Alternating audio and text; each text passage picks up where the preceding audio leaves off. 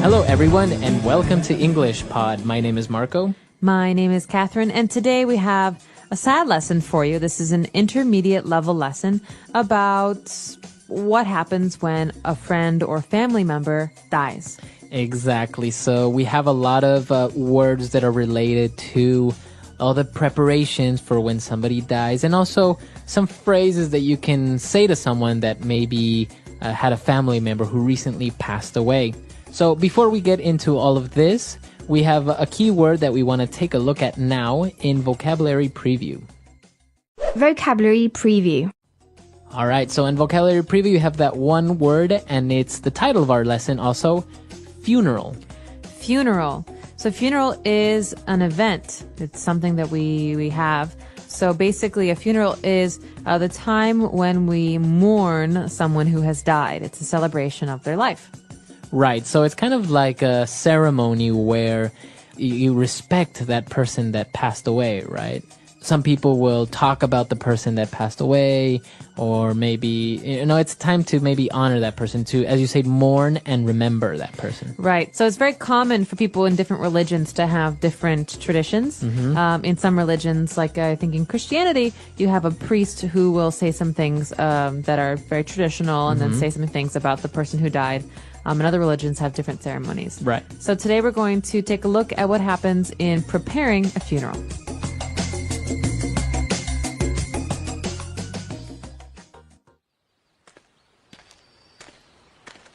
Hi, Daniel. How are you holding up? I'm greatly sorry for your loss.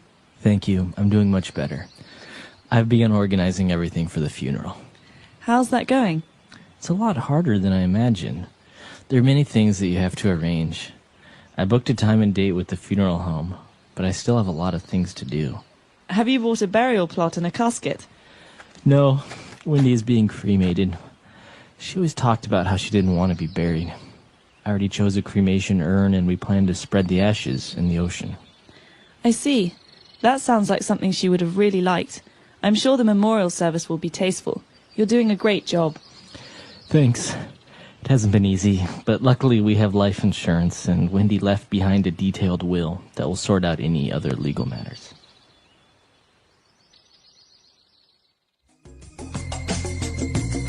All right, we're back. So a pretty interesting dialogue, and I'm sure you have a lot of questions regarding some of those words and phrases that you heard. So why don't we take a look at 5 key words on language takeaway?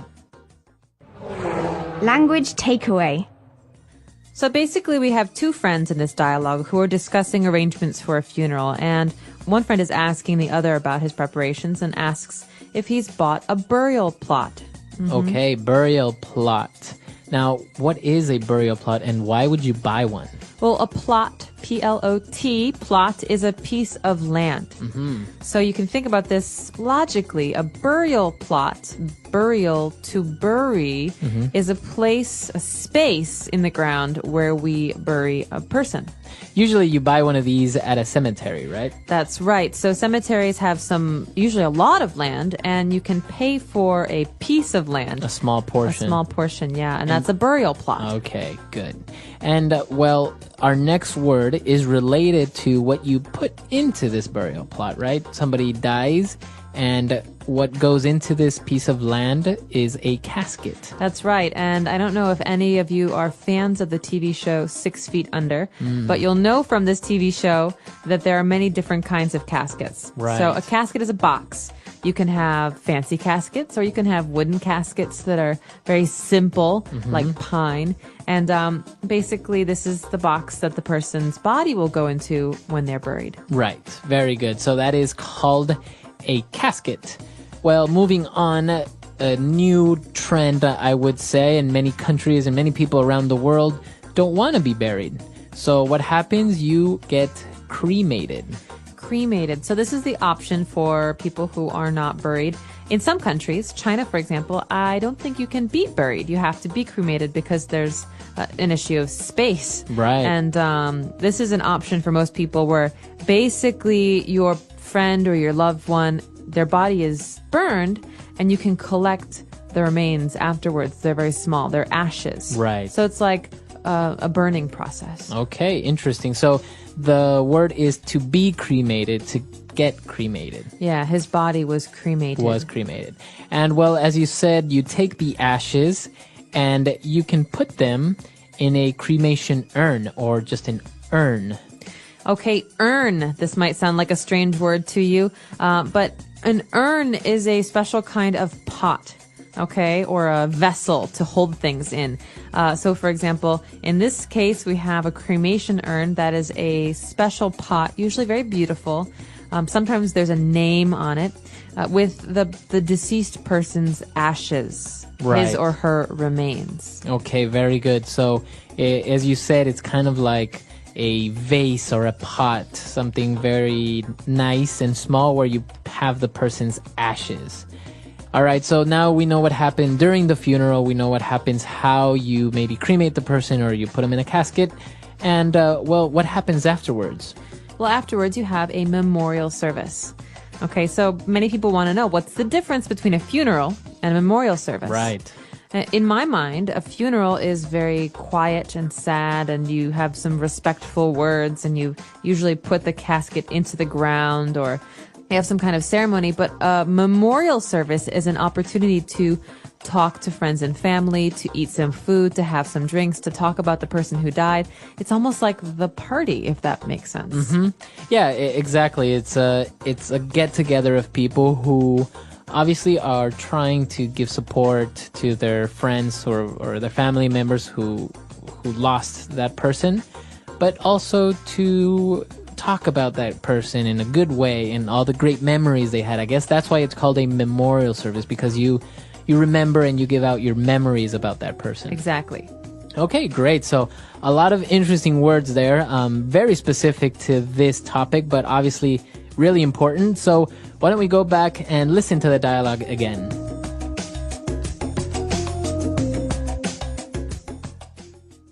Hi, Daniel. How are you holding up? I'm greatly sorry for your loss. Thank you. I'm doing much better. I've begun organizing everything for the funeral. How's that going? It's a lot harder than I imagined. There are many things that you have to arrange. I booked a time and date with the funeral home, but I still have a lot of things to do. Have you bought a burial plot and a casket? No, Wendy is being cremated. She always talked about how she didn't want to be buried. I already chose a cremation urn and we plan to spread the ashes in the ocean. I see. That sounds like something she would have really liked. I'm sure the memorial service will be tasteful. You're doing a great job. Thanks. It hasn't been easy, but luckily we have life insurance and Wendy left behind a detailed will that will sort out any other legal matters. All right, we're back. So we have a couple of phrases, 4 to be exact, that we want to take a look at now in Fluency Builder. Fluency Builder. Okay, this first phrase is a very useful one if you're trying to ask someone about maybe how they're feeling, or someone who's had some problems recently. You can ask them how things are going. One person says to the other, "Hi, Daniel, how are you holding up?" Right. How are you holding up? Now, you know that to hold up something means to have it in your hands, but in this case, you're talking about how are things going? Right, but I wouldn't say, "Hey, how are you holding up?" Right. You wouldn't say that to somebody, right? If normal circumstance. Not if Marco looks really happy, I won't ask him. But if someone has passed through a very difficult period, for example, if someone dies in their family, or perhaps if they've been very sick, or, there's some negative or difficult things that happen, you can say, "How are you holding up?" So basically means how are you dealing with this difficult situation? Yes, exactly. Or how are you dealing with your illness? Okay. How are you holding up? Or how are you holding up with your in-laws? Right, exactly. How are you dealing with that difficult situation? And then the person complimented this by saying, and this is a very good phrase, this whole sentence is very useful if you want to say something nice to a person that has recently lost someone. You say, "I am greatly sorry for your loss." Okay, so you might have heard the word loss before. Lose, loss. Loss is a noun. It's a thing. We normally say this about people who have died, because you don't want to say, "I'm really sorry for your dead brother. Right. That's it's sad. It's Too direct. very rude, too direct. So in English, we say, I'm greatly sorry for your loss, for this part of your life that has been, that has gone away. Right. You can also say, I'm very sorry for your loss. This is standard phrase Right. this is a standard phrase for funerals and memorial services. Exactly. So if somebody's brother died, you go up to that person and you can say, I am greatly sorry for your loss. I am very sorry for your loss. That's what you say. And it's very respectful and it's very nice to say. Yes, it's very nice. All right. So now moving on, we've said that the person is sorry and everything. But then they were talking about the girl Wendy and that she had life insurance and that she also left behind a detailed will. Does that mean she forgot it? She forgot it. But that it No. can mean that, right? Right. No, yeah, this is a phrase that has a couple different meanings. And so it's important to look at this one when we're talking about someone who has died, who left behind something. It means that they have completed it in this case, or it survives them. Okay. So they left that for you. Okay. Because as you said, it has a couple of different meanings. Like to leave behind can be to lose or to forget. But in this case, specifically, it's to leave for you. Yeah. For example, you could say he died and he left behind 3 children. Okay. So that means that he had 3 children when he died and they're still alive. Right. Okay. Very interesting phrase, to leave something behind. And so she left behind a detailed will, and that's going to sort out any other legal matters. To sort out. This is a great verb. This is it's a verbal phrase that we hear a lot with documents and wills and things like this. Basically, to sort out means to solve problems or to fix or to amend. For example, have you sorted out that problem you had with your plane tickets? Okay, yeah, to sort out. So have you fixed those problems or have you solved those problems that you had with your plane tickets? To sort out, to fix, to make arrangements for. Very, very useful phrase. Very useful phrase. Okay, so 4 key phrases there, really good ones. Why don't we go back, listen to the dialogue, and we'll be back to talk a little bit more.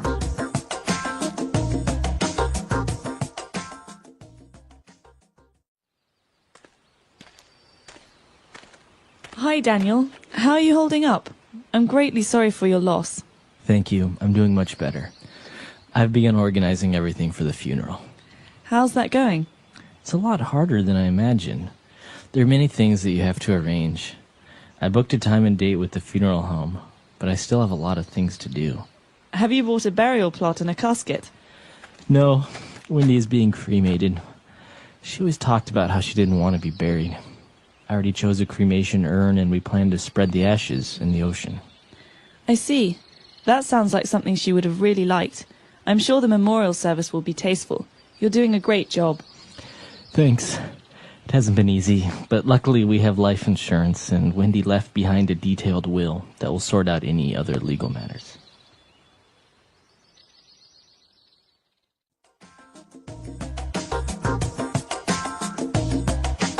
All right, we're back. So now, talking about funerals, there's an interesting word. What is it called when a person speaks at a funeral? Well, normally at a funeral, a loved one or friend will give a eulogy. Eulogy. Eulogy. Okay, that's EU, right? EU. It looks like a funny word, but it's very important, and it's something that you hear a lot. Who will give the eulogy? Or his son will give the eulogy. So this is maybe the keynote address in a funeral. This is the important speech where someone will discuss the person who has died and his or her contributions and life. Right. Okay, so that's called a eulogy. That's right. really, really interesting because, I don't know, it's kind of a word that you don't really use much and you wouldn't really know it. For example, I didn't really know about it until I saw it in a movie when he made a mistake. He said "googlegy" or something like that. I really? remember. Yeah, it was in a comedy.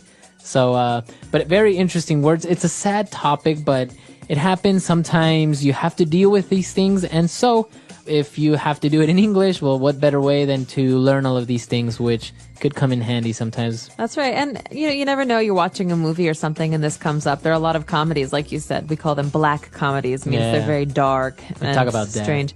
And they, like Four Weddings and a Funeral is a very famous English movie about this kind of thing. And so this is useful vocabulary and some useful phrases for those situations as well. Exactly. Even if you maybe meet somebody who... I remember I knew somebody who met a casket salesman. Really? Sold caskets. It's an interesting job. Yeah, so you never know. You never know. Well, hope you've enjoyed this lesson. Not too dark for you, but please do remember to ask us any questions or practice some of your new words and phrases on our website, EnglishPod.com. All right, we'll see you guys there. Bye. Bye.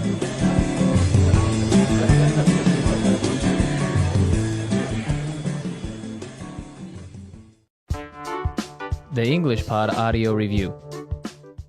Listen to the meaning, then say the vocabulary word. Continue to live through hardship. Hold up. The act of burying, especially the internment of a dead body. Burial. Burn up something and reduce to ash. Cremate. Being in keeping with good taste. Tasteful. Having many details. Detail. Let's try that faster. Continue to live through hardship. Hold up. Having many details. Detail. Burn up something and reduce to ash. Cremate. Being in keeping with good taste. Tasteful. The act of burying, especially the internment of a dead body. Burial. Now say the word and hear it in a sentence. Hold up. Craig is holding up well after the surgery. Hold up. He continued to hold up even with all the stress. Hold up.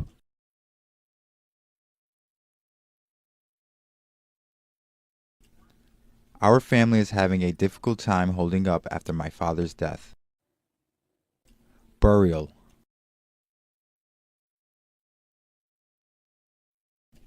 Burial plot are expensive in Japan. Burial.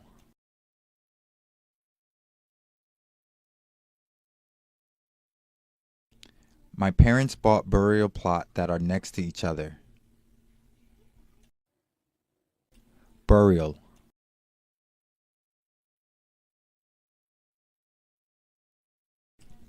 Each burial plot in our cemetery has an individual ID number. Cremate. Cremation is more and more popular these days. Cremate. I want to be cremated when I die. Cremate. Many people choose to be cremated nowadays. Tasteful. This is a very tasteful color you use for your home. Tasteful. I think that this place is charming and tasteful. Tasteful. The wedding we attended was elegant and tasteful. Detail. There are detailed instructions on how to assemble the computer. Detail.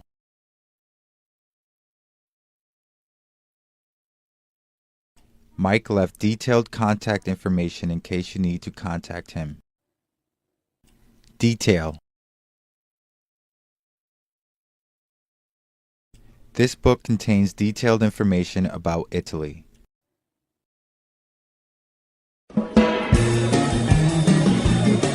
Hello, everyone, and welcome back to English Pod. My name is Marco. My name is Catherine, and today we are covering a very important health issue. That's right. That's right. In case of an emergency, maybe somebody stops breathing, so we need to apply CPR. Now, what is this procedure? Well, let's take a look at it in Vocabulary Preview. Vocabulary Preview.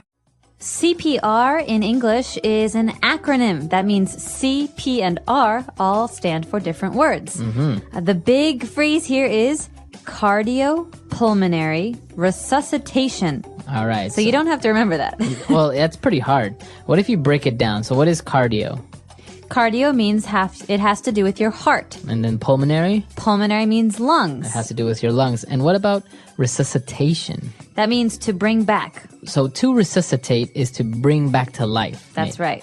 Okay. So this is a very popular procedure. You probably see it in movies when, somebody almost drowned, the lifeguard performs CPR. Oh, no. The love of my life has just drowned. And then someone comes and they push their chest and they say 1, 2, 3. And they then, count. And then the person spits out water and everything. And they're like, all right. I always loved you. All right. So that's CPR. Why don't we listen to this dialogue, see what's going on, and we'll be back shortly.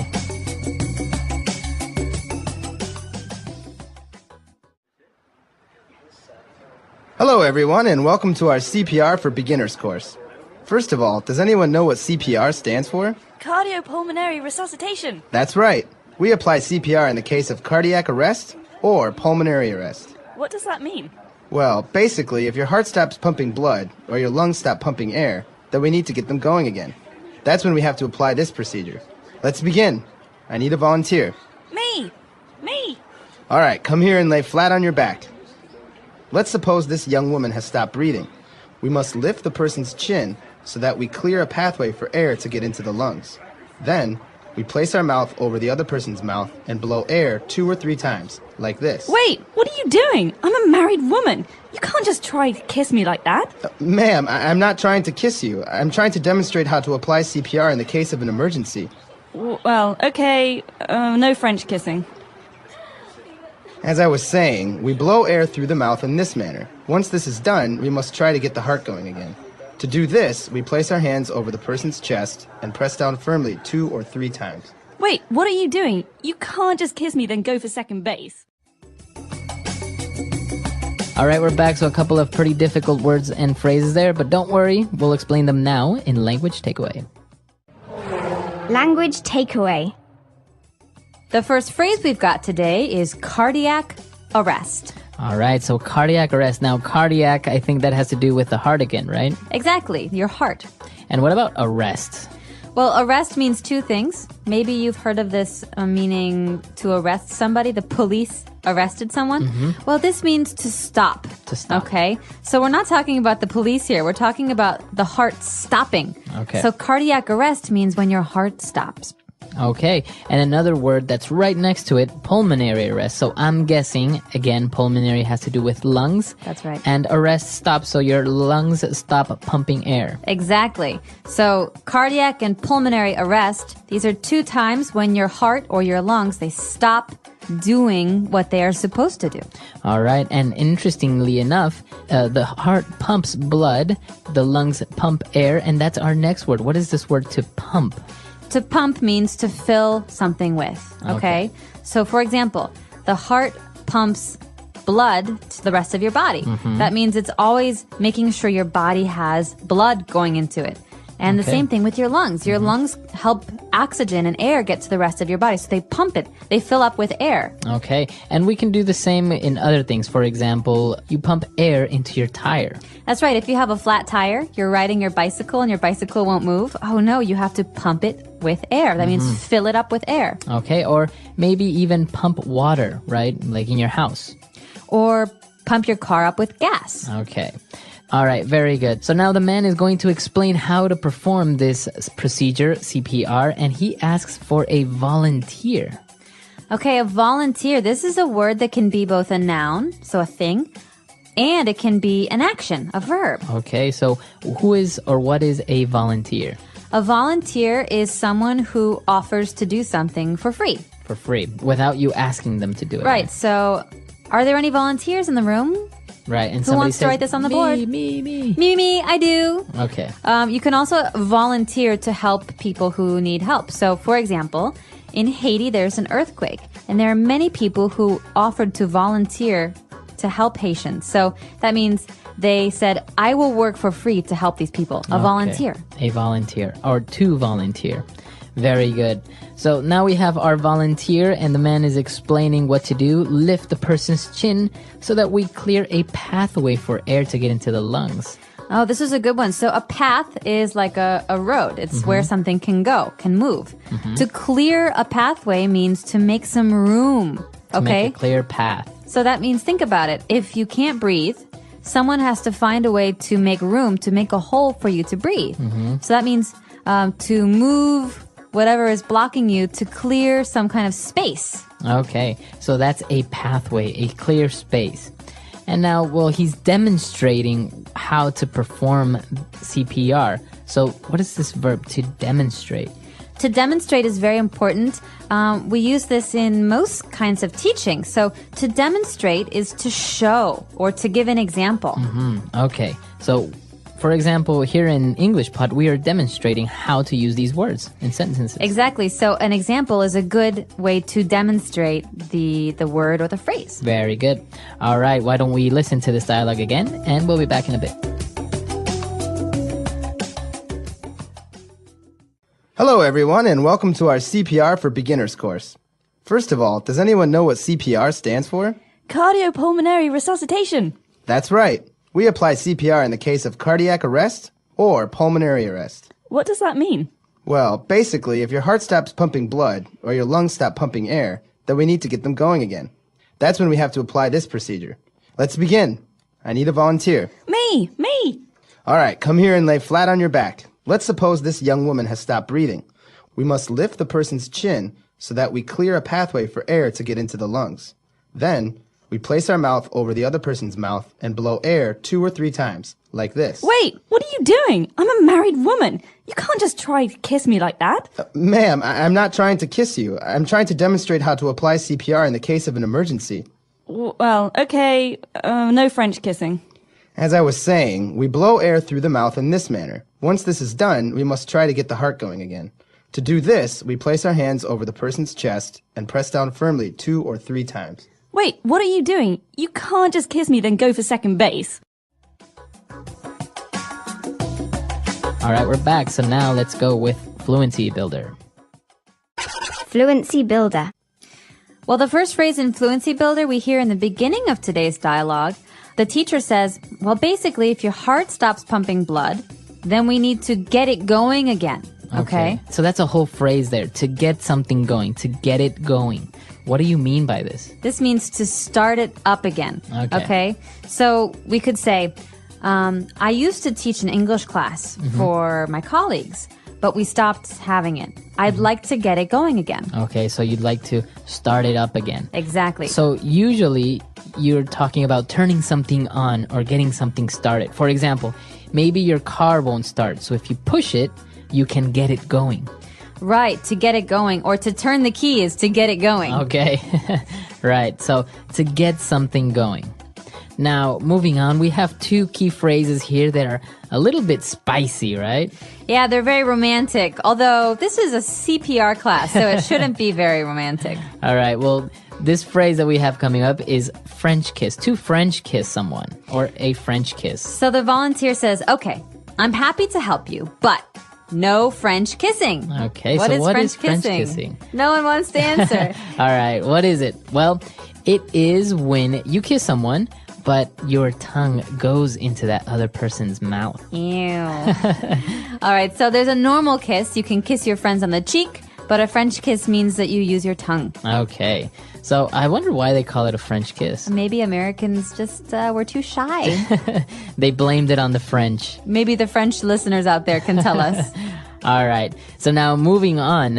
And she says, okay, no French kissing. Now the man is going to perform CPR, and obviously he has to firmly press down on her chest to get her heart pumping blood, right? Right, this is a part of CPR. So first of all, you try to give the person air so they can breathe, and then you have to push their chest to start their heart.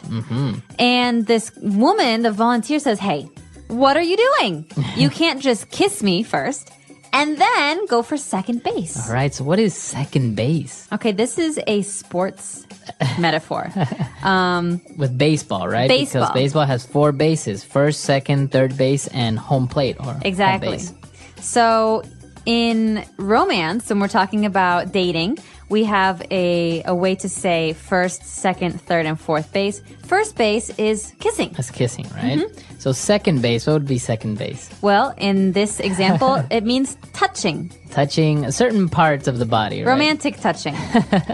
All right, so second base. And then obviously we have third and fourth, but we're not going to get into that now. You can look it up on Google, third base and fourth base. We trust that you can find it. But first and second base are very common. It's okay to talk about. It's not a bad word. So you'll probably see it in movies, young kids talking about first base or going to second base with someone. So it's kind of saying this in a different way, as a metaphor, as you said. It's more polite than Subtle. talking about. It's Yeah, subtle. more subtle. All right, so that's all the words and phrases we have on Fluency Builder. Let's listen to this great dialogue one last time.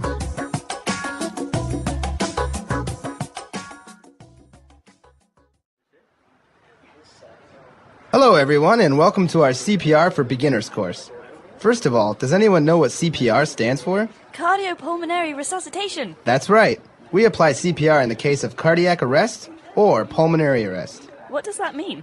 Well, basically, if your heart stops pumping blood or your lungs stop pumping air, then we need to get them going again. That's when we have to apply this procedure. Let's begin. I need a volunteer. Me! Me! All right, come here and lay flat on your back. Let's suppose this young woman has stopped breathing. We must lift the person's chin so that we clear a pathway for air to get into the lungs. Then, we place our mouth over the other person's mouth and blow air 2 or 3 times, like this. Wait, what are you doing? I'm a married woman. You can't just try to kiss me like that. Ma'am, I'm not trying to kiss you. I'm trying to demonstrate how to apply CPR in the case of an emergency. Well, okay, no French kissing.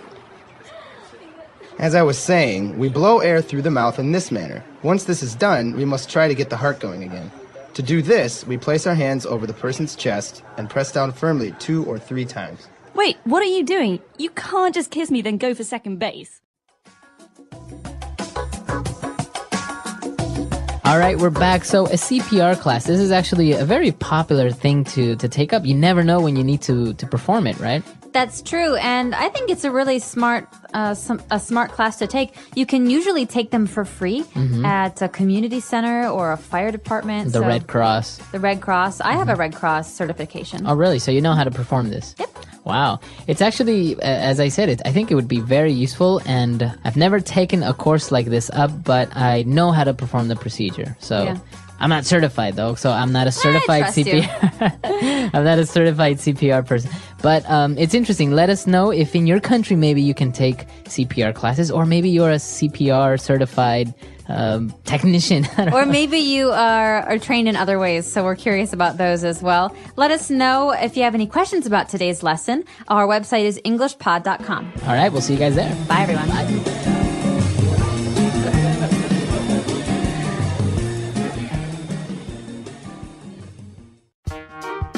The English Pod Audio Review. Listen to the meaning, then say the vocabulary word. Emergency procedure for reviving heart and lung function. Cardiopulmonary resuscitation. Represent. Stand for. In the matter of someone or something. In the case of. Failure of the pumping action of the heart. Cardiac arrest. The cessation of breathing. Pulmonary arrest. A manner of proceeding. Procedure. A person who performs voluntarily. Volunteer. Lie down with all parts of the body touching the floor. Lay flat. Face up, lying on the floor. On your back. Assume to be true. Suppose. A kiss in which the tongue enters the partner's mouth. French kiss. Touch the breast. Go for second base. Let something work again. Get going. Let's try that faster. Let something work again. Get going. Lie down with all parts of the body touching the floor.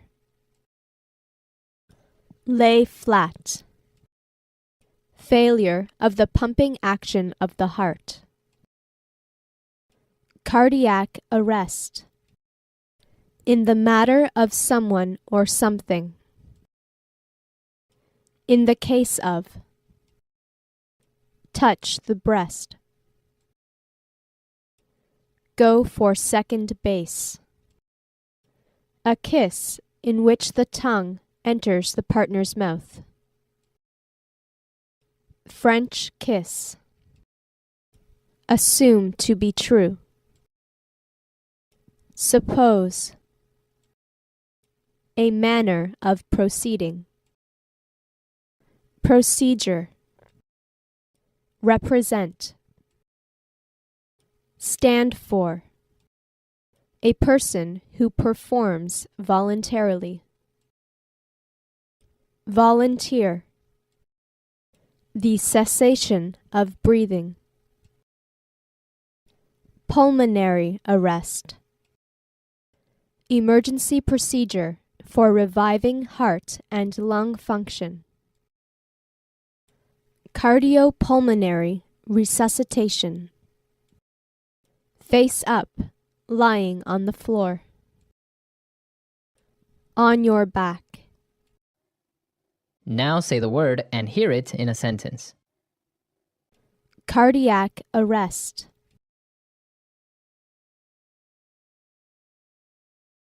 He is going into cardiac arrest. Pass me the defibrillator. Cardiac arrest.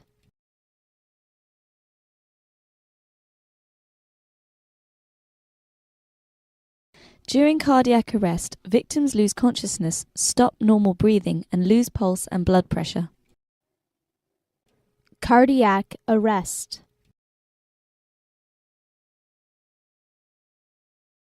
If a person goes into cardiac arrest, you should apply CPR. Suppose.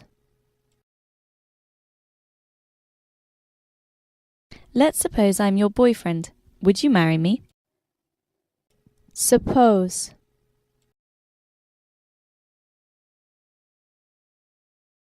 Scientists suppose many things in science which they later try to prove. Suppose.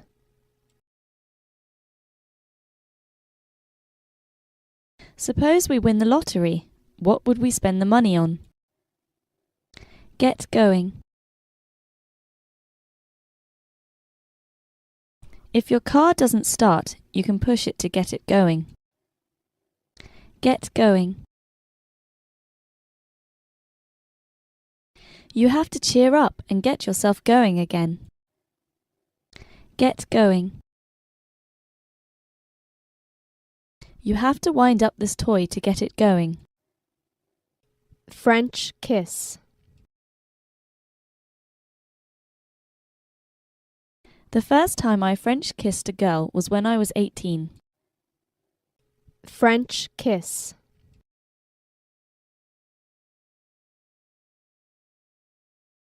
The French kiss is a timeless and passionate gesture of romantic affection. French kiss.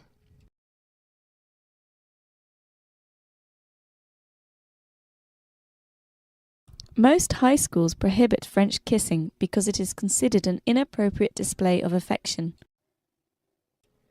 Go for second base.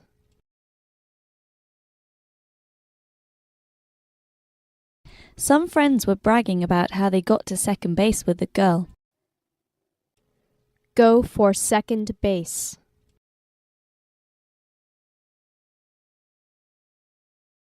I would never try to go to second base with a girl. I am too shy. Go for second base.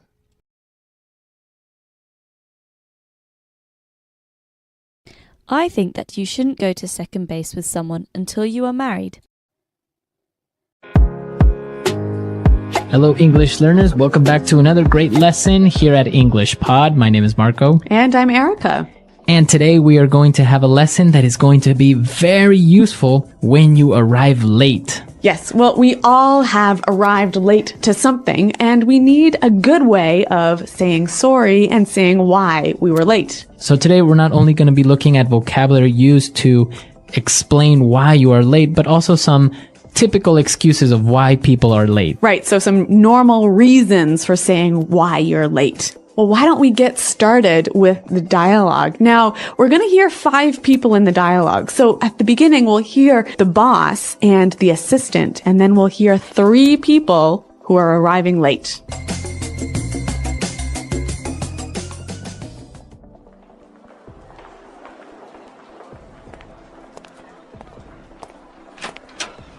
Where's everyone? We were supposed to start 15 minutes ago. Jo called and said she'd be here in a sec. She said she got tied up with a client. Sorry I'm late, everyone. Oh, there was a huge traffic jam on the highway this morning. Morning, everyone. Were you stuck in traffic as well, Jess? There was a huge pileup on the highway, and traffic was backed up for miles. Scott just called and said that he's running late. His last meeting ran over, but he's on his way now. Guys, this is not acceptable. If I say the meeting starts at 10, the meeting starts at 10, not 10:01, and definitely not 10:20. All right, let's get started. So the first thing I want to talk about is I'm really sorry, everyone. I know I'm late, but really, it's not my fault. I was getting a coffee at Starbucks, and the line was way, way too long. I was waiting for 20 minutes to get my coffee. All right, so, well, good excuses in general, except the last one. I don't think that's such a good excuse of why you're late, right? Yeah, I don't really think if I was the boss, I would be very happy with this employee. Yeah, I don't think coffee is that important. But some of the excuses were good, and some of the language they used to describe the excuses was really great. So let's look at that now in language takeaway. Language takeaway. All right, on language takeaway today, we have 4 words that we're going to be looking at. And well, let's get started with the first one. So Jo called the office assistant and explained that she will be late because she got tied up with a client. To get tied up. So I got tied up with a client.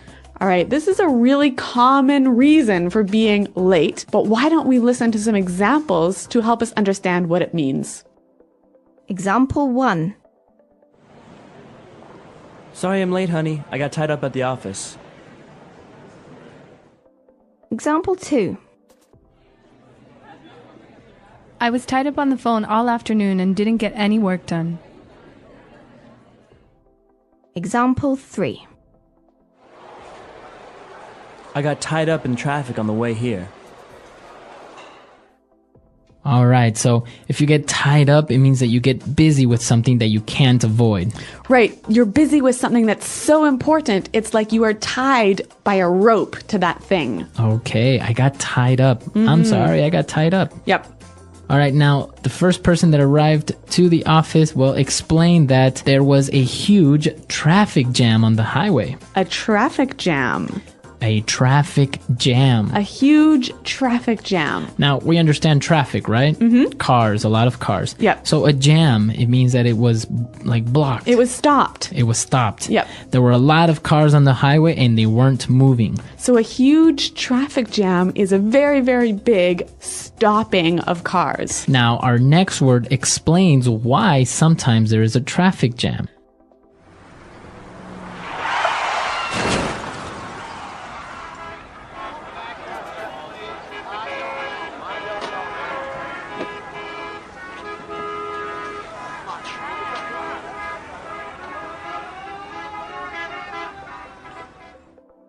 Well, we found out that there was a huge pileup. A pileup. A huge pileup. Okay, a huge pileup. Now, if a pileup is another way of saying an accident, right? Yeah, an accident with many cars and they all get piled on top of each other. All right, so many cars got into an accident. Yep. So this could be a reason of why there was a traffic jam. Mm-hmm. And also a reason for why you were late. Right. Now, the other person, Scott, also called and he said that he's running late. He's running late. He's running late. I'm running late. Now, if I'm running late, am I actually running somewhere? What am I doing? What's happening? You are going to be late and you know you're going to be late. Okay, I know I'm going to be late. So I'll call you and I'll say, hey, I'm running a little bit late. Yeah, actually, this is the most common thing I say when I'm going to be late. And I think it's really important to know how to use this phrase. So let's hear some more examples. Example 1. Jane is running late. She'll be here in 10 minutes. Example 2. Traffic is really bad, so I'm running late. Example 3. I'm running a bit late, so please start without me. All right, perfect. So running late, a very common way of explaining that you're going to be late and, well, it makes you sound very native. Yeah, it's a great phrase. Now, our last phrase, what we heard, the reason why Scott was running late was because his last meeting ran over. Okay, to run over. My meeting ran over. Now, ran over, my meeting ran over, it means it went too far? Well, when something runs over, it goes longer. Okay, longer than expected. Yeah, so a meeting can run over or an appointment can run over. So I can say, my meeting ran over 15 minutes. I'm going to be a little bit late. That's right. A great excuse. Very good. 5 great words. And, well, I think it's time for us to listen to this dialogue and understand these words as they were used in the dialogue. And then we'll come back and take a look at more phrases. Where is everyone? We were supposed to start 15 minutes ago. Joe called and said she'd be here in a sec. She said she got tied up with a client. Sorry I'm late, everyone. There was a huge traffic jam on the highway this morning. Morning, everyone. Were you stuck in traffic as well, Jess? There was a huge pileup on the highway, and traffic was backed up for miles. Scott just called and said that he's running late. His last meeting ran over, but he's on his way now. Guys, this is not acceptable. If I say the meeting starts at 10, the meeting starts at 10, not 10:01, and definitely not 10:20. All right, let's get started.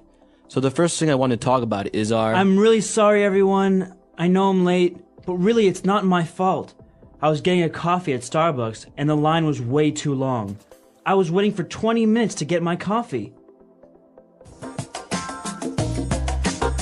Okay, we got some more great phrases for describing being late. Let's look at them now in Fluency Builder. Fluency Builder. When Joe called, she said she'd be there in a sec. I'll be here in a sec. I'll be here in a sec. So when someone will be here in a sec, it means they'll be here very soon, right? Okay, I'll be here in a sec. I'll be there in a sec. But what about this word sec? It's a short way of saying second. So S-E-C. A sec. Now, it's an exaggeration, obviously, because you won't be there in 1 second. But you're just explaining that you'll be there very, very soon. What about the difference between I'll be here in a sec and I'll be here in a minute? Well, if you say I'll be there in a sec, it means like I'll be there in 1 minute, right? But if you say, oh, I'll be there in a minute, it could be a minute or more like 3 or 4 or 5 minutes. Yeah, I think that's true. Now, again, going back to this traffic issue, we saw that somebody was stuck in traffic. To be stuck in traffic. I got stuck in traffic. Now, when you're stuck in traffic, you can't drive because there are too many cars stopped on the highway. So you are actually in the traffic jam. Yeah, you're stopped there for like 20 minutes. You can't move. Okay, I'm stuck in traffic. I'm going to be late. Really great excuse. And the reason they were stuck in traffic was because traffic was backed up for miles. Okay, traffic is backed up for miles. To be backed up for miles. Now, if I say the traffic is backed up for miles, it means that it's very long, or how does that work? Well, okay, imagine there is an accident, and that has caused a traffic jam, and the cars are lined up for many miles behind you. Okay, so it's backed up. From that point, there are many miles of cars waiting to pass. Yep. So it's backed up for miles. Very good. So great phrases. And I think it's appropriate for us to listen to the dialogue for the very last time. And then we'll come back and talk a little bit more about this being on time issue.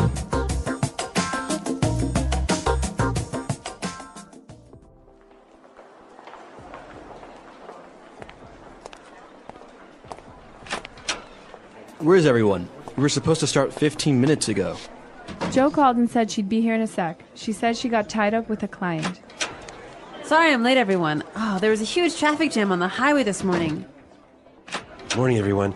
Were you stuck in traffic as well, Jess? There was a huge pileup on the highway, and traffic was backed up for miles. Scott just called and said that he's running late. His last meeting ran over, but he's on his way now. Guys, this is not acceptable. If I say the meeting starts at 10, the meeting starts at 10, not 10:01, and definitely not 10:20. All right, let's get started. So the first thing I want to talk about is I'm really sorry, everyone. I know I'm late, but really, it's not my fault. I was getting a coffee at Starbucks, and the line was way, way too long. I was waiting for 20 minutes to get my coffee.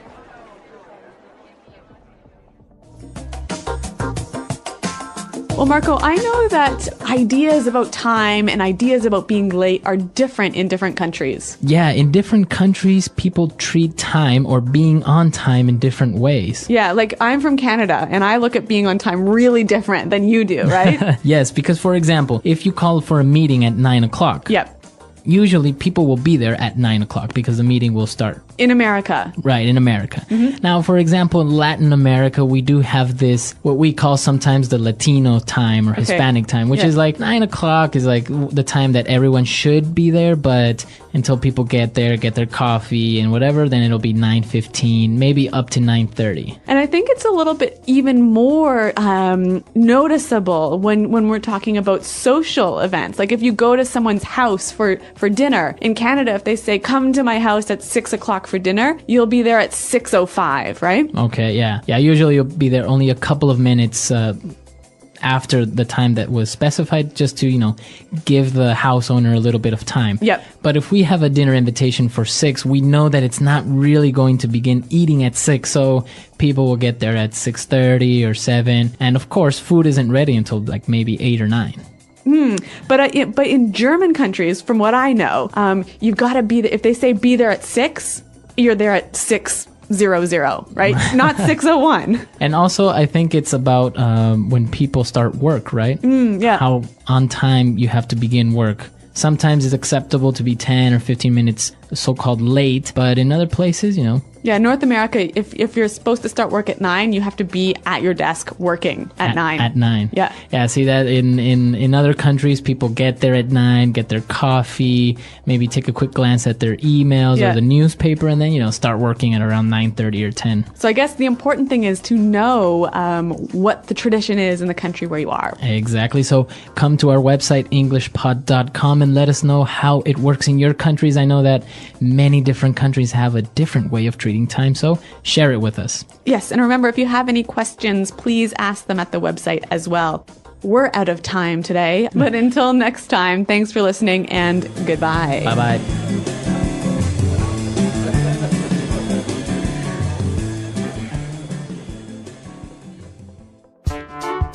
The English Pod Audio Review. Listen to the meaning, then say the vocabulary word. The quality of always being on time. Punctual. Blocked, so you can't move forward. Backed up. Later than planned. Late. Behind schedule. Sleep later than planned. Sleep. Become busy. Unable to leave. Got tied up. The quality of often being late. Tardiness. Move very quickly. Hustle. Going to be late. Running late. To go beyond a limit. Ran over. So make cars on the road that you cannot drive or move forward. Stuck in traffic. Soon. In a sec. Very big. Huge. A lot of cars stopped from moving. Traffic jam. An accident where many cars crash into each other. Pile up. Let's try that faster. Going to be late. Running late. Soon. In a sec. Move very quickly. Hustle. Sleep later than planned. Sleep. To go beyond a limit. Ran over. Become busy. Unable to leave. Got tied up. The quality of often being late. Tardiness. An accident where many cars crash into each other. Pile up. Blocked, so you can't move forward. Backed up. The quality of always being on time. Punctual. Later than planned. Late. Behind schedule. A lot of cars stopped from moving. Traffic jam. Very big. Huge. So make cars on the road that you cannot drive or move forward. Stuck in traffic. Now say the word and hear it in a sentence. Stuck in traffic.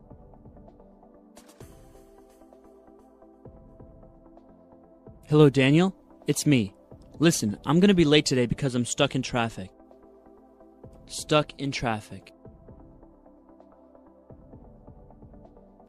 We should leave early this morning or else we'll get stuck in traffic. Stuck in traffic.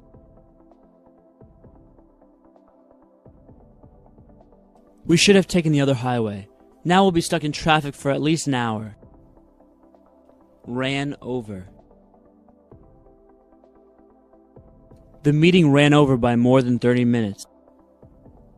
Ran over.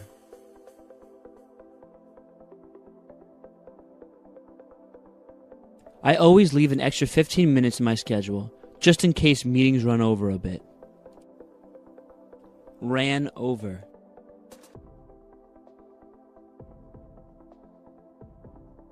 Frank always forgets about the time and runs over the time limit of his presentations.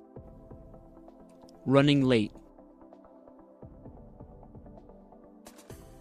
Jane is running late. She'll be here in 10 minutes. Running late. Traffic is really bad, so I'm running late. Running late. I'm running a bit late, so please start without me. Got tied up. Sorry I'm late, honey. I got tied up at the office. Got tied up. I was tied up on the phone all afternoon and didn't get any work done. Got tied up. I got tied up in traffic on the way here. The accident backed up traffic for miles.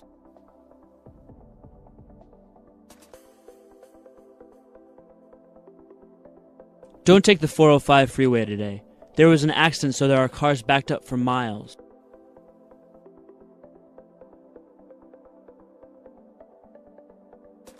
Our highway system is very inefficient. Traffic is backed up for miles every morning. The English Pod Audio Review. Listen to the meaning, then say the vocabulary word. The quality of always being on time. Punctual. Blocked, so you can't move forward. Backed up. Later than planned, late. Behind schedule. Sleep later than planned. Sleep. Become busy, unable to leave. Got tied up. The quality of often being late. Tardiness. Move very quickly. Hustle. Going to be late. Running late. To go beyond a limit. Ran over. So make cars on the road that you cannot drive or move forward. Stuck in traffic. Soon. In a sec. Very big. Huge. A lot of cars stopped from moving. Traffic jam. An accident where many cars crash into each other. Pile up. Let's try that faster. Going to be late. Running late. Soon. In a sec. Move very quickly. Hustle. Sleep later than planned. Sleep. To go beyond a limit. Ran over. Become busy, unable to leave. Got tied up. The quality of often being late. Tardiness. An accident where many cars crash into each other. Pile up. Blocked, so you can't move forward. Backed up. The quality of always being on time. Punctual. Later than planned, late. Behind schedule. A lot of cars stopped from moving. Traffic jam. Very big. Huge. So make cars on the road that you cannot drive or move forward. Stuck in traffic. Now say the word and hear it in a sentence. Stuck in traffic.